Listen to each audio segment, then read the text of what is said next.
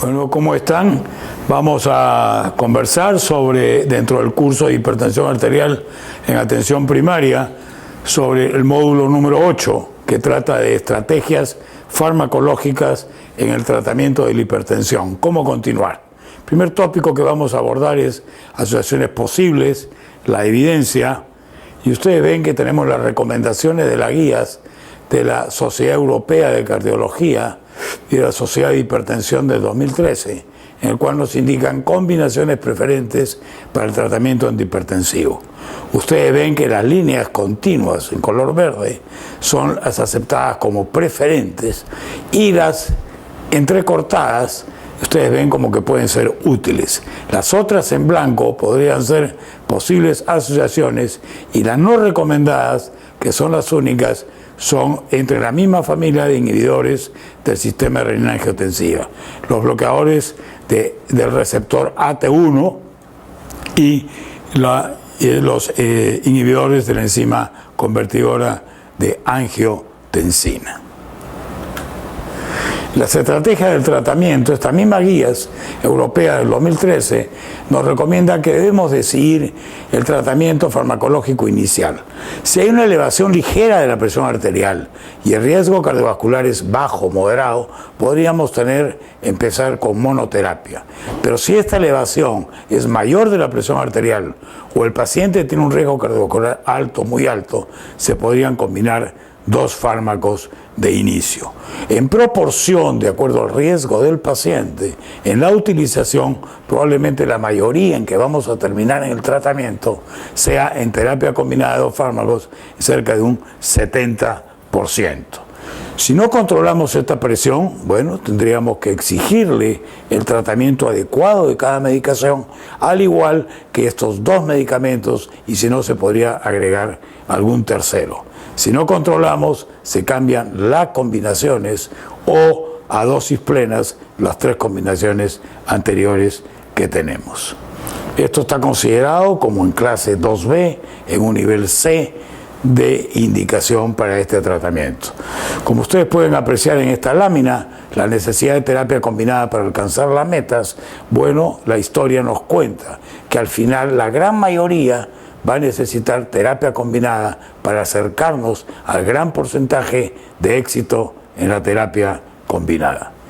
¿Cuáles son las claves para la elección de la mejor estrategia terapéutica en el hipertenso?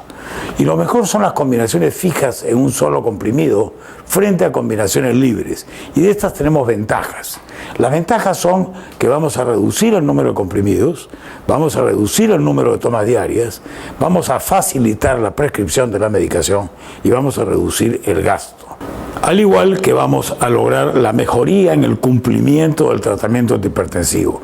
Inconvenientes podrían considerarse como imposibilidad para fraccionar los comprimidos, aunque ahora hay medidas que podrían hacerlo, la rigidez de la dosificación que no podemos cambiar en el día y la dificultad de una aplicación combinada o no de cronoterapia. El estudio ACCOMPLISH, que fue el primer estudio para comparar dos terapias de combinación en comprimido único, comparó un IECA, el benacepril, de la familia de los IECA, con un bloqueador de canales de calcio dihidropiridínico como el amlodipino. Y el otro grupo fue este mismo benacepril, que es IECA, acompañado de un diurético. Esto se fue aumentando de acuerdo al tiempo y en titulación para lograr la máxima dosis, para lograr el adecuado control de la presión arterial. ¿Qué pasó?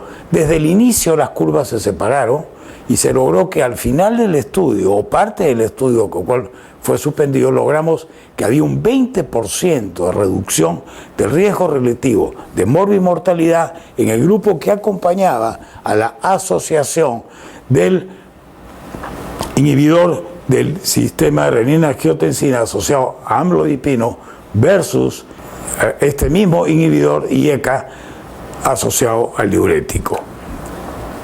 Esto nos llevó a considerar que probablemente las mejores asociaciones para el tratamiento combinado sean estos inhibidores del sistema de renina-angiotensina, principal IECA o BRAT, con el bloqueador del calcio antagonista dihidropiridínico, porque esta asociación nos daría una sinergia de trabajo donde el bloqueador de canales de calcio probablemente nos mejora la dilatación arterioral y nos reduce isquemia cardíaca, y el IECA o BRAD nos daría una venodilatación, no tiene efecto sobre isquemia cardíaca, nos puede ayudar para beneficio en la parte de insuficiencia cardíaca y parte renal. Uno de los efectos que puede mostrarse son edemas periféricos que podrían ser atenuados por el IECA o el BRAD, ya que lograría una buena liberación mecánica del problema, como podemos ver acá. Si nosotros dilatamos exclusivamente la arteria ferente o la arteriola al llegar al vaso, la salida de la vénula, si no está dilatada, podría producirse un aumento de presión a este nivel con una extravasación de líquido, lo cual daría un fluido intersticial mayor que lograría el edema, como podemos apreciar en donde estoy señalando. Luego, si nosotros logramos que, a pesar de esta vasodilatación arterioral, logramos dilatación de la vénula, pues lograríamos casi un efecto similar al inicio, en donde fluiría la sangre libremente y podríamos mejorar muchísimo el edema periférico a poderse formar por los bloqueadores de canales de calcio. ¿Cuáles son los beneficios si a esta terapia puede ser triple agregándole un hidroclorotiazida diurético? Vamos a reducir mayor la presión arterial en comparación a las terapias duales. Se puede llegar hasta un 50% de descenso en presiones arteriales sistólicas. Todas las clases de componentes son ampliamente prescritas y tienen una gran cantidad de datos clínicos y de resultados, como ustedes pueden apreciar en la bibliografía. Generalmente es bien tolerado, con frecuencias similares de eventos adversos reportados en comparación a regímenes con componente dual. El segundo punto que vamos a tocar es el seguimiento de adherencia al tratamiento. Este es un punto muy importante en el cual debemos tener las siguientes consideraciones. Debemos tratar de usar preparados o drogas de larga acción que provean 24 horas de eficacia en una sola toma. La adhesión al tratamiento, además de proporcionar el control de las metas de presión arterial, es fundamental para reducir el impacto socioeconómico provocado por las enfermedades cardiovasculares. La adherencia de estos medicamentos en el tiempo, los más tolerados, van a favor de los inhibidores, de los bloqueadores del sistema renina-angiotensina, donde los BRADs y los IECA van en la delantera de ser mayores tolerados en el tiempo. El otro punto interesante de la adherencia que debemos tener en cuenta es tratar de disminuir el número de tabletas de consumo para el tratamiento antihipertensivo. Si nosotros tomamos una sola tableta para utilizar estos componentes en una sola dosis, pues vamos a mejorar muchísimo la adherencia y sobre todo la continuidad del tratamiento en estos pacientes. En algunos estudios está probado que terapia de combinación con una tableta versus terapia de combinación con 2 tabletas, así logremos el éxito de presión arterial, lograría por lo menos un 20% de éxito y de adherencia después de un año de tratamiento en el cumplimiento del tratamiento antihipertensivo. El otro punto que quiero considerar con ustedes es el manejo de la hipertensión resistente, los criterios de derivación a centros especializados. Y para esto deberíamos recordar o revisar la definición y el concepto de hipertensión arterial resistente, que en el año 2008, por el grupo de la Declaración Científica en la Asociación Americana del Corazón, dirigido por el Dr. Calhoun, mostraban que la cifra de presión arterial que se mantienen sobre el objetivo de presión a pesar del uso de 3 medicamentos antihipertensivos de distintos mecanismos de acción, idealmente uno de los 3 fármacos debería ser un diurético y todos ellos deben ser prescritos a las dosis óptimas. Los pacientes con buen control de presión que requieren para ello 4 o más fármacos deben ser considerados resistentes al tratamiento. Las causas que la producen son múltiples, va a haber un módulo específico sobre este tema, pero entre las múltiples causas tenemos la pseudoresistencia, la sobrecarga de volumen, la hipertensión secundaria, condiciones asociadas que pueden existir, causas relacionadas con interacción medicamentosa y falta de adherencia al tratamiento instalado. El tratamiento farmacológico ya nos los indican en esta estratificación las mismas guías europeas, las últimas del 2013, en el cual se consideran factores de riesgo, daño en órgano blanco, asintomático subclínico con enfermedad subyacente.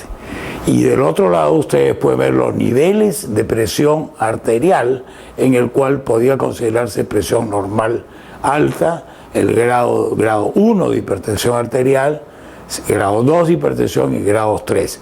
De acuerdo a la estratificación del riesgo y a la presentación de la enfermedad subclínica o subyacente que presente el paciente, se lograría el mejor tratamiento que considerarían el alto, el moderado o bajo riesgo del paciente. Y ustedes lo ven acá, a la hora de intervenir pueden sugerir estas mismas guías de acuerdo a lo que hemos mencionado, si esto solamente va con modificación de estilo de vida o va con agregando productos, y utilizaremos la terapia combinada si es necesario de acuerdo al riesgo del paciente o al éxito que podemos tener en cada nivel.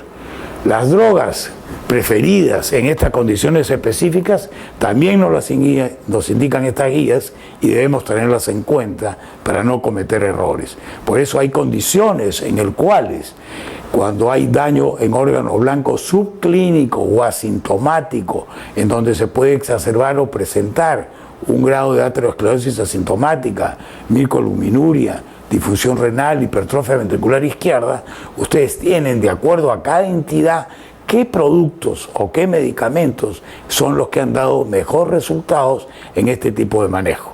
Al igual, cuando ya se presenta un cuadro clínico cardiovascular, ya es decir, han tenido un evento, sea accidente cerebrovascular, infarto, angina, falla cardíaca, disección de aorta, etc., también hay indicaciones de los productos que debemos considerar en primer lugar y luego vamos añadiendo. En otras situaciones especiales, como ven acá, hipertensión sistólica aislada, principalmente que se presente en el adulto mayor o en diabetes o en embarazo, también tienen medicaciones en las cuales se indica. Este debe ser el tratamiento que nosotros debemos escoger. Otro punto es que aparte de la estratificación del riesgo que les había mencionado, si la presión arterial sistólica es mayor de 20 milímetros de mercurio de la meta a consignar o a llegar, al igual que un aumento de 10 milímetros de mercurio en la presión arterial diastólica, se puede iniciar con terapia combinada basada en el sistema renina-angiotensina e incluyendo diuréticos tipo tiazida o calcio antagonistas. De no lograr las metas de acuerdo a lo que queremos llegar estipuladas en el término de 3 a 4 semanas a considerar, se puede reevaluar el tratamiento de la presión arterial, y esto puede ser con el monitoreo ambulatorio de presión arterial por 24 horas o el control domiciliario de presión arterial, eliminando sustancias o condiciones o interacciones medicamentosas que podían alterar el buen manejo de la presión arterial. De no considerarse en forma adecuada, podríamos agregar otro tipo de medicamentos o investigaríamos otro tipo de problemas. En caso de consideremos otro tipo de medicamentos, un cuarto medicamento, después de haber tolerado o llevado al máximo de las dosis de cada medicamento, podríamos agregar beta-bloqueadores o aldosterona, que podría ayudarnos al mejor control de la hipertensión resistente. En caso tengamos complicaciones después de un tiempo, yo creo que sería el mejor momento de referir este paciente a la clínica de hipertensión o al especialista más enterado en este tipo de problemas para el control y manejo futuro de este tipo de pacientes. Yo les agradezco mucho su atención y cualquier cosa quedamos a la orden. Hasta luego.